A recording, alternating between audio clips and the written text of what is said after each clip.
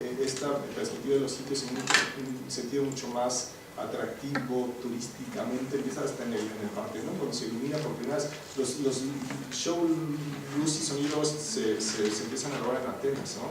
Para 1950. En México están para 1969, ¿verdad? El primer sitio arqueológico con un light show es Teotihuacán en 1969. O sea, hay una situación que es latente, que está ahí, ¿no?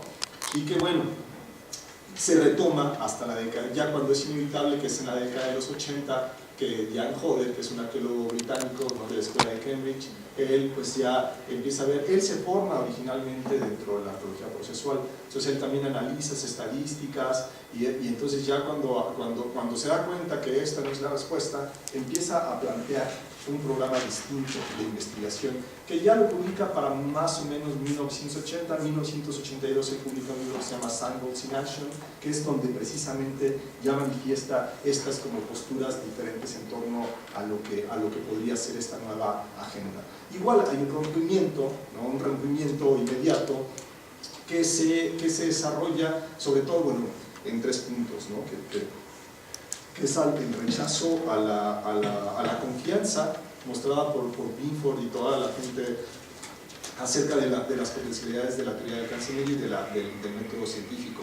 Ayer me parece que no les mencioné bueno, entre unas versiones del procesualismo era encontrar lo que era una teoría del alcance medio. O sea, al principio se postulaba la postura del fragmento hipotético deductivo, ¿no? O sea, la ciencia, ¿no?, con una serie de pasos. Sin embargo, era muy difícil conectar estas ideas teóricas con los contextos arqueológicos. Entonces, en unas versiones más elaboradas de lo procesual, se considera que para que nosotros alcancemos y conectemos estas dos cosas, tendríamos que desarrollar una teoría de alcance medio. Esta teoría de alcance medio ni es tan complicada ni mucho menos, porque es lo que vimos ayer como analogía etnográfica. Esta teoría de alcance medio en este contexto se convirtió como la analogía etnográfica. Entonces, para muchos, para Binford y otros, conectar lo que pasaba con estas teorías, estas hipótesis y los conceptos arqueológicos era la teoría del alcance medio, y ahí se materializó en la analogía etnográfica, ¿no? Pero bueno, Hodder dice no, eso no. Entonces hay un rechazo a esta parte. Aquí es donde ya empezamos precisamente a ver la diversidad de lo que implica un sitio arqueológico.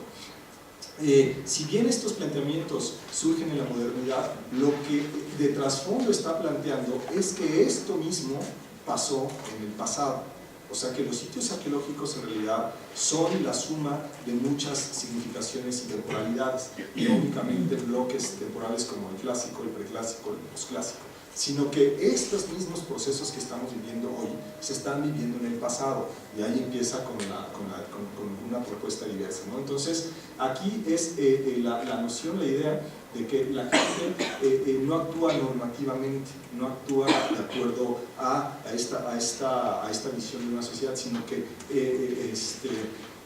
es activamente manipulada por las personas, y aquí es donde ya vamos a hablar de agencia y entender el poder de la agencia en términos de transformación de la sociedad, y eso lo vamos a ver un poquito más adelante, ¿no?, con las ideas de los sociólogos.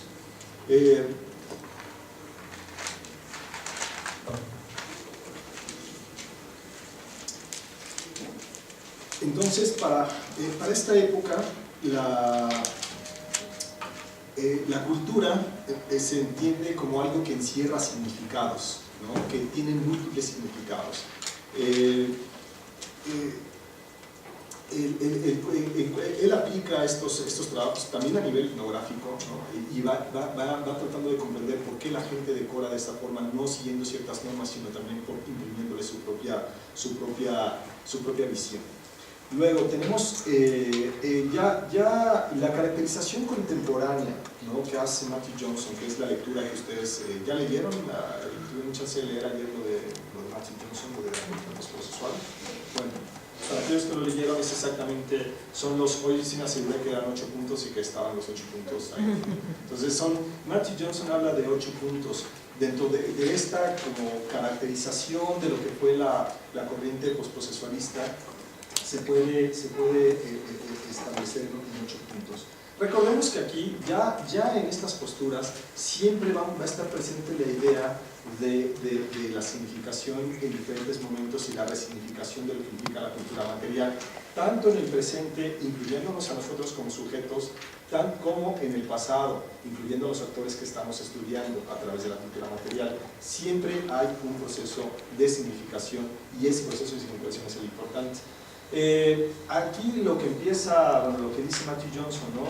Y lo que se deriva de toda la postura postprocesual es que los datos no están allá esperando a ser revelados, sino que siempre implican una carga teórica, política o cultural. Los datos no son libres de ninguna de estas condiciones. Siempre nosotros que formulamos un proyecto de investigación lo formulamos con una carga, lo que platicábamos ayer del hacha, ¿no? Si tú quieres analizar el color de la hacha, y el color de la hacha se convierte en un elemento fundamental desde el momento de elección de por qué el color es importante, ya hay una carga valorativa que tiene que ver con muchos aspectos que pueden ser desde académicos hasta completamente personales. Hay muchos casos de cómo esto puede ser aplicado o cómo se ha tratado de observar.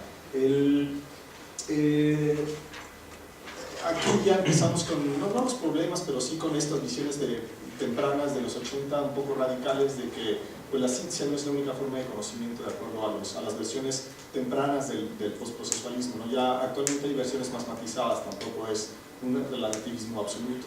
Y aquí, bueno, lo que sí sigue permanente es que se apela a un constructivismo social en variantes, o sea, duras y blandas, desde que nosotros hacemos hasta que matizamos.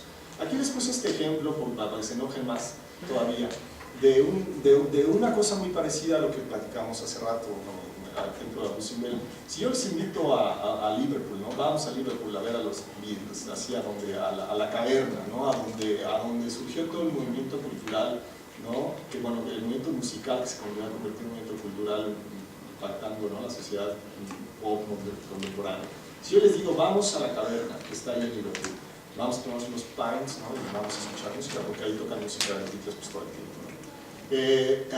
Ahí está una imagen de cuando los Beatles estaban tocando en esa época y el lugar que está actualmente. ¿Ustedes qué tal se sentirían? ¿Aceptarían la invitación de ir y dirían, vamos? ¿Cómo no vamos a ir, no? O sea, sí.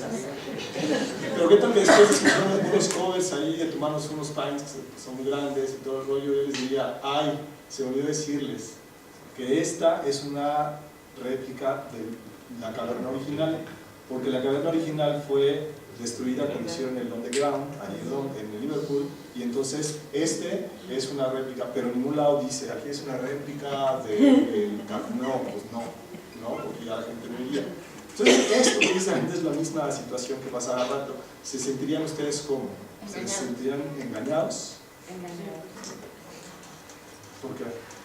Pues porque tú estás manifestando el hecho de que vamos a ir a cierto espacio, ¿no? Y al final de cuentas es una reconstrucción.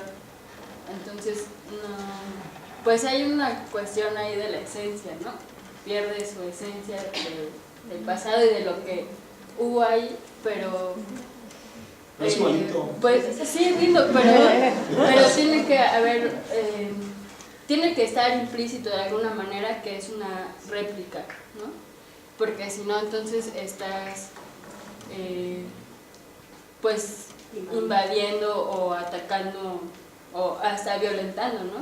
Como pues esta cuestión de lo original o lo verdadero. ¿Sí? Entonces sí es pues necesario el decir es una réplica o está fuera de contexto. Y acá. Pero que sea una réplica sigue cobrando significados. O sea, para mí es importante que en ese sitio estuvo, aunque no sea la estructura original, para nosotros como individuos dentro de una sociedad me cobra un sentido porque sé que ahí estuvieron, que ahí tocaron. Entonces, tiene que ver también con esas cuestiones simbólicas y de la importancia que cobra para construir esos sitios, aunque ya no sea la estructura original. Yo creo que no se necesita como que siempre cambiar de lugar o quitar el pedazo por cuadritos, ¿no? A veces lo ponen de diferente manera, por ejemplo, los grandes hermenautas, los guías del turista, ¿no? Darles toda una explicación así mágica, mística, religiosa. No tuvieron la necesidad de cortar absolutamente nada, ¿no? Entonces, no sé si por ahí va la interpretación de lo que se... no sé, finalmente de todos modos se va a desaparecer. Pues yo creo que tiene que ver con los usos y significados de lo que llamamos patrimonio. Por ejemplo, si tú me invitas a Liverpool, o sea, estaría preocupado por la cerveza que me vas a invitar y por sentarme, no, la identificación que pudiera tener con la caverna y los Beatles sería nula. Otra vez, usos y significados. Si como refieres al anterior, digas, los pinches egipcios son la cuna de la civilización en este discurso, ¿no? Entonces te digo, son usos y significados. Aquí ya tenemos las versiones más postprocesualistas, acá tenemos las versiones más procesuales, ¿no? Vamos viendo que ya cada quien va tomando su posición. Pues es simplemente el hecho de decir, o sea, si yo de antemano sé que es una réplica, una representación, pues ya voy con esa idea y digo, bueno, así es como había sido, ¿no? Voy generando en mi cabeza ciertas ideas de lo que pasó en el sitio. Pero si de repente tú me dices, pues es que no es real, es ficticio esto, pues hay un cambio de concepción, ¿no? Y entonces ya no lo siento yo real, ¿no? Y es por eso que siento yo un cierto engaño, ¿no? Que sucede en los sitios arqueológicos. Pues no, realmente los sitios arqueológicos no son como los muestran, ¿no? Ahora en la actualidad, simplemente son representaciones de, ¿no? Y entonces ahí es en lo que hay que tener cuidado, porque tú no puedes decir, pues sí, así es como era, ¿no? Simplemente son reinterpretaciones, ¿no? Y pues es eso el problema, ¿no? Y lo que está de discusión actualmente. Entonces, por ejemplo, de la pregunta que estaban diciendo ayer de los museos, cómo es que se está llevando a cabo ahora la interpretación de las piezas en los museos, pues hay formas en las que se están diciendo, bueno, esta pieza prehispánica, por medios tecnológicos, tiene ciertos significantes, ¿no? Ciertos significados, pero pues sí, ya las piezas están fuera de contexto, pero hay un manejo ahí de tratar de involucrar a las sociedades o a ciertos contextos para el entendimiento, ¿no? Pero pues sí, ya no podemos saber realmente cómo fue o cómo es que vivían, ¿no? Simplemente son reinterpretaciones. Bueno, y hay que entender el proceso histórico también de construcción de los datos. Esto es un dato, la caverna se puede tener un dato, ¿no?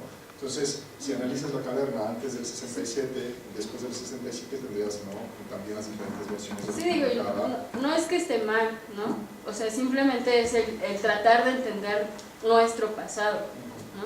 O lo que pasó con ejemplos, ¿no? Y objetos que, si bien pertenecieron a ciertos contextos y ahora están fuera y están en un museo, pues es otro contexto, pero siguen teniendo esa esencia, ¿no? Pues que son piezas que fueron utilizadas o tuvieron ciertos usos en ciertas épocas, pero pues ahora están ahí y hay que valorarlas, ¿no? Que es la intención. Ok, a ver, aquí había otro y acá... Pues tiene que ver con el uso del símbolo, ¿no? Entonces, como tal, estamos inmersos en una economía política del símbolo. Entonces, bueno, mientras la caverna como tal siga teniendo un uso y siga por proporcionar un sentido a las personas que existen en este lugar, pues obviamente no importa tanto así como que no sea la caverna original, ¿no? Bueno, ahí Almania sería pues, un engaño, ¿no? Si las personas que asisten a ese lugar no saben que es prácticamente un original. Pero más que nada tiene que ver con que sigue teniendo un sentido hoy en día. energía, ¿no? El hecho de ir y asistir prácticamente a ese lugar, ¿por qué? No sé, ¿no? A mí, antes de seguir algunas preguntas, este tipo de cosas también me dejan un aspecto positivo, que es la corresponsabilidad en términos de lo que haces y de la búsqueda del conocimiento. Aquí la gente, los dueños de la caverna, o bien te apelan al sentido original de autenticidad en términos de atracción turística, porque te cobran para entrar por 5 libras, entonces tienes que pagar, y entonces le ponen, te aseguro que lleva menos gente. Sin embargo, a ti como sujeto activo te corresponde tratar de identificar si eso es real o no es real. También queda un juicio crítico, ¿no? Entonces son diferentes niveles de acción en donde cada quien está jugando su propio papel, ¿no? Entonces también yo lo vería más en esa dirección de un constructivismo. Si es cierto, de una correlación entre una corresponsabilidad de lo que te están dando para consumir y lo que estás consumiendo, ¿no? Pues bueno, aquí obedece prácticamente, el uso del símbolo obedece a una lógica mercantil, ¿no? Porque están vendiendo un símbolo. Una de ellas, ¿no? Sí, el problema es que cuando no lo reconozco, ¿no? Y lo consumo de manera inconsciente, ¿sí? Y es diferente, ¿no? Al primer ejemplo que ponías en Egipto, porque aquí intentas develar un sentido, ¿no? Entonces tienes que salvaguardarlo. Y es que eso de autenticidad, no sé es qué punto, ¿no? Pero intentar no alterar prácticamente el significado, ¿no? Es lo que decía, o sea, mientras no alteres prácticamente lo que intentamos representar, pues no hay ningún problema, pero si alteras prácticamente, no sé, algo, ¿no? Una talla prácticamente va a perder sentido, ¿no? Y creo que es diferente, ¿no? Es que son los debates que se dan en estas posturas. Aquí detrás había otra mano, ¿no? Sí, pues vaya, si nos ponemos en una postura radical en donde se queda o se deshace o se queda, ¿no?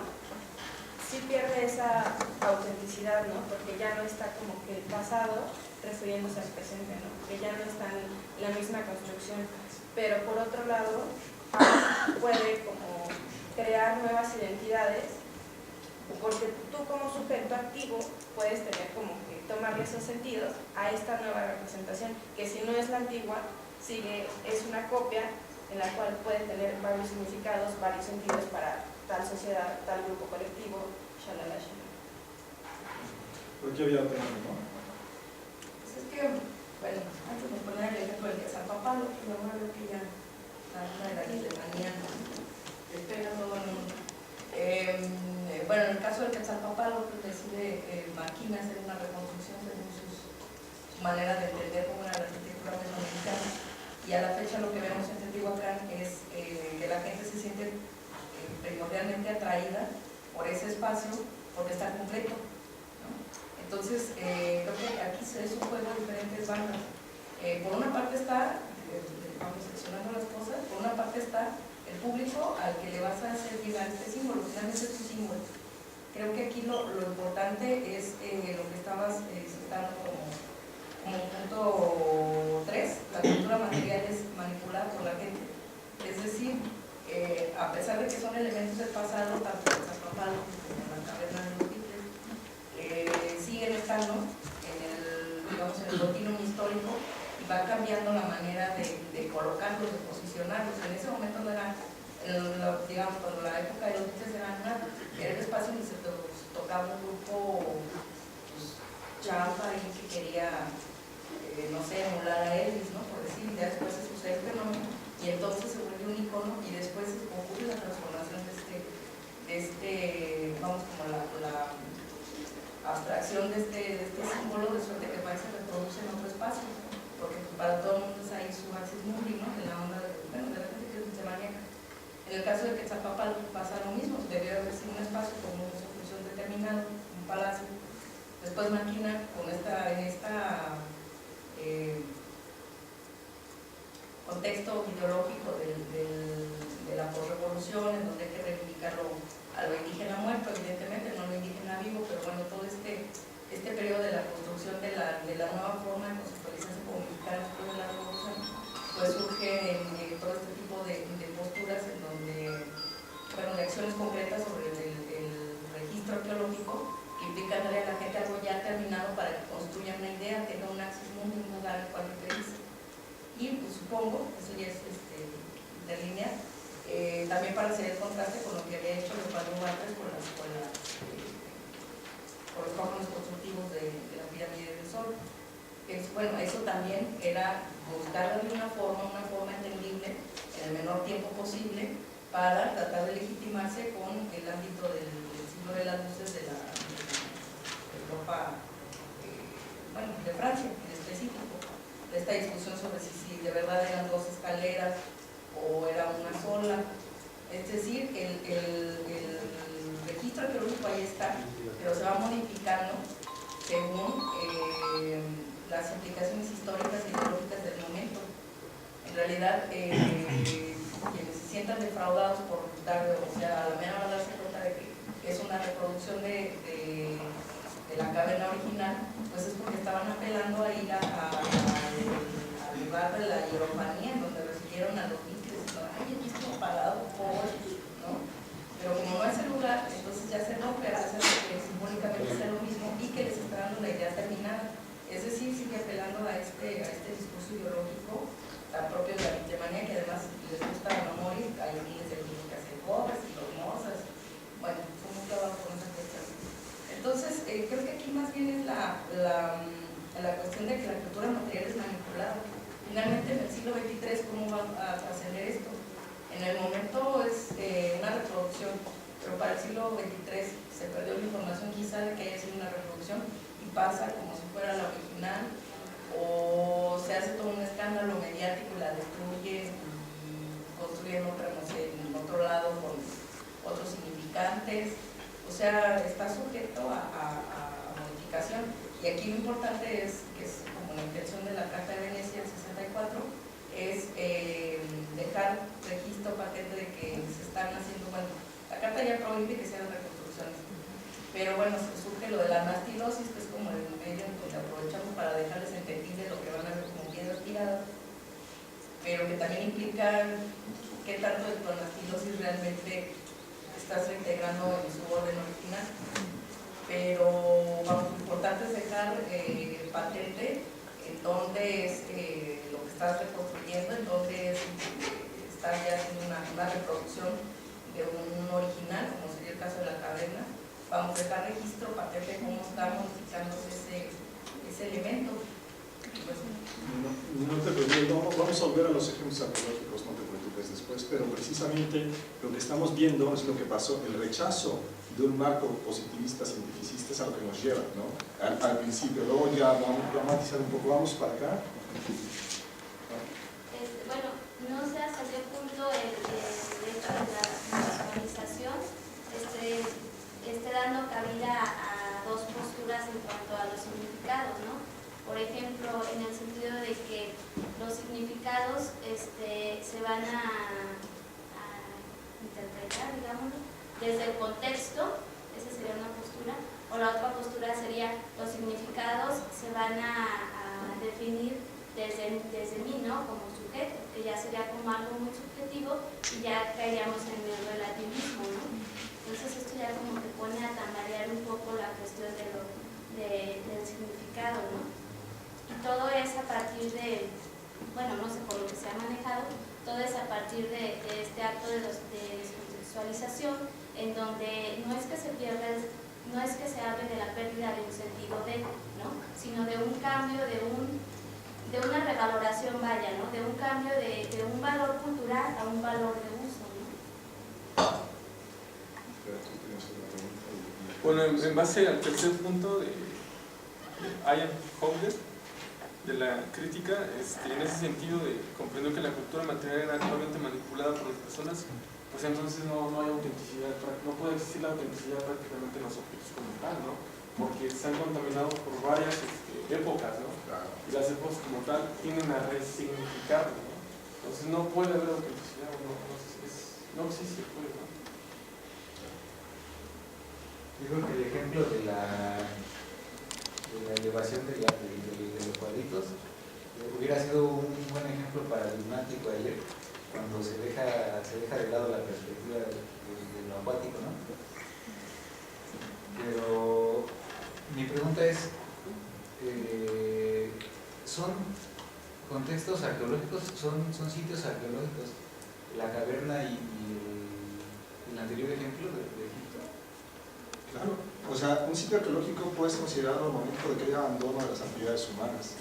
En realidad hay una deposición y eso es lo que pasa en la actualidad. Antes se consideraba que un sitio arqueológico justo era solamente